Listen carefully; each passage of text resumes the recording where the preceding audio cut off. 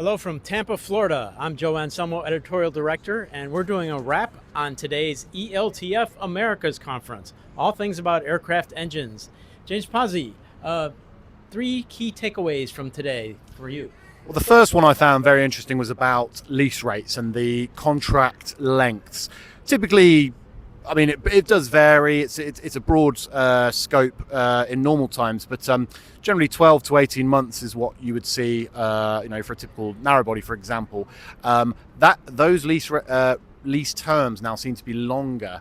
Operators are locking them in on anything from 36 months to even longer, of course, which is 3 years to maybe even 5 years, and in some cases even longer than that. They want those assets and they want to secure them, given the scarcity of them in the market, given it's so competitive, lease rates are high, and operators just want those aircraft and those engines. Secondly, that brings me on to what was identified by a few of the panels as the primary challenge, and that is engine availability. That was cited above other challenges such as geopolitical issues relating to the US, the North America region, and the rest of the world, and parts supply, which of course has been scarce for certain programs, or at least hard to come by, maybe particularly on some new generation engine programs that have seen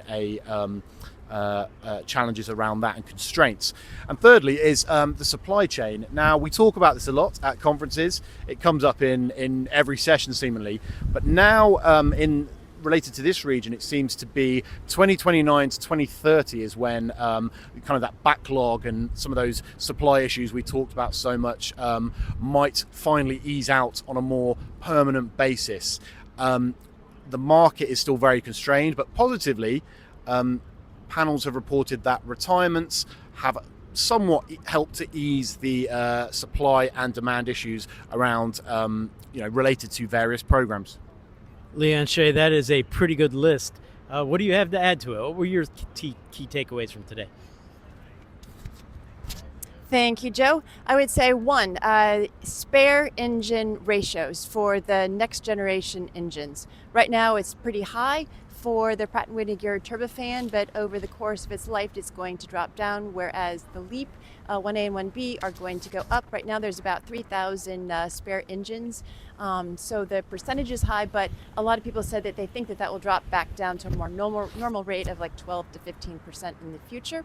I interviewed Roger Villaratne, who is the SMBC Aero Engine Lease CEO, and someone asked him whether they would diversify beyond just the leasing services that they offered, and he said no, just because if you're going to add MRO or any other kind of service, you really have to be experts at that, and their core is lease, so don't expect them to diversify services there.